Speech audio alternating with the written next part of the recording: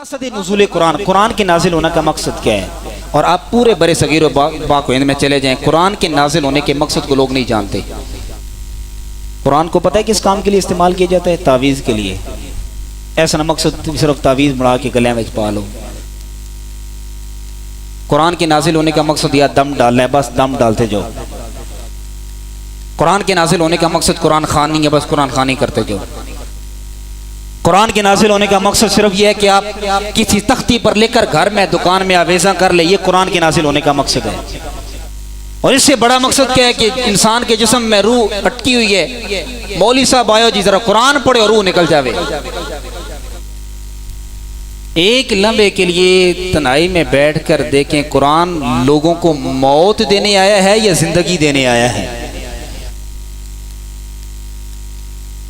कुरान का जो मकसद था वो हमने हासिल नहीं किया। ये फायदे हैं जरूर, दम कुरान का करना फायदा जरूर है, तावीज़ डालना फायदा जरूर है, कुरान खानी करना फायदा जरूर है, मुर्दे के पास कुरान की तिलावत करना फायदा जरूर है। बेटी की रुखसती का वक्त आ गया, कुरान उठाकर सिर पर रख दिया, कुरान का फैजान नसीब हो, कुरान के साए में बच्ची रुखसत हो। ये कुरान के नाजिल होने का मकसद, समझ आ रही है मेरी बात? ये घर में जाकर बताना है कि कुरान के नाजिल होने का मकसद ये, कुरान के नाजिल होने का मकसद ये, फिर मकसद क्या है कुरान के नाजिल होने का? हमारे यहाँ तो ये मकसद है जी। कल एक बंदे ने फोन किया, मुफ्ती साहब प्रीक बच्चे चाहिए ने। मैं कहा जी क्या कर सोचा, दुकान बड़ी खोली, पता ना मैं कुरान कोई नहीं पढ़े जरा, मैं चाहना कि मदरसे में बच्चे आऊँ जरा कुरान पढ़ जाऊँ। तो मैंने उसको मदनी मशवरा दिया, मक्की और मदनी मशवरा दोनों दिए। मैंने कहा ये 30 बच्चे आकर जो दुकान में कुरान पढ़ेंगे ना, इतना फायदा नहीं होना। तू सिर्फ दुकान बैठे मैं आना वा, तेन सिर्फ सूरह फातिहा में पढ़ा दे सन, इस तो ज्यादा फायदा और नहीं हो सकना। इतना बड़ा बंदा सी, वो एक गल तस्लीम कर गया। मैं कहा जी 30 बच्चे आसन तो और बच्चे आसन, ये दुकान तो सा नहीं है, बच्चे नहीं। खुदा की कसम, अगर हमारे दिल में ये कुरान की मोहब्बत पैदा हो जाए, सिर्फ बिस्मिल्लाह अपनी दुकान में बैठकर खुद ही पढ़ लें, दिल के साथ पढ़ लें, मेरे ख्याल में बच्चों से ज्यादा फायदा होगा। हाँ, अगर आप बच्चों की खिदमत करना चाहते हैं तो ये अच्छी बात है, मदरसे में जाएं, बच्चों की खिदमत करें, अच्छा खाना खिलाएं। लेकिन ये कि कुरान का नाजिल होने का मकसद ये नहीं कि हम सिर्फ उसको दम दुरूद तक महदूद कर दें। अब मकसद सुनिएगा, कुरान के पहले पारे में अल्लाह पाक ने कुरान का बुनियादी मकसद बयान किया।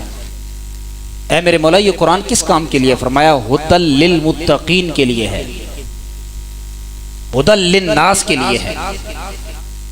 इसका जो बुनियादी मकसद है वो लोगों को सीधी राह पर चलाना है,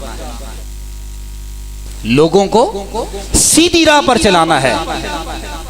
जो नॉन मुस्लिम है वो कुरान पढ़कर मुसलमान हो जाएं, जो मुसलमान हैं बेहिदायते हैं वो कुरान से हिदायत हासिल करके सीधी राह पर चलें। जो नमाजी नहीं वो कुरान पढ़कर नमाजी बन जाएं, जो हक हकूक अदा नहीं करते वो कुरान पढ़कर हक हकूक अदा करें, जो वालिदैन के नफरमान है वो कुरान पढ़कर वालिदैन के फरमा बरदार हो जाए, जो दीन से ना आशना है वो कुरान पढ़कर दीन से आशनाई हासिल करें।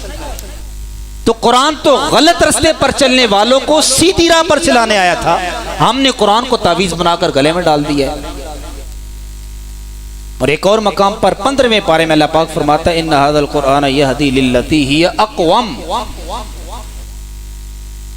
दुनिया में जितनी भी अक़वाम तरक्की कर चुकी है ना, जिन्होंने की है, वो कुरान को मानते हैं या नहीं मानते, कुरान को समझकर आज वो उरूजे बुलंद हुए हैं, आज वो दुनिया में अपना नाम रोशन कर चुके हैं।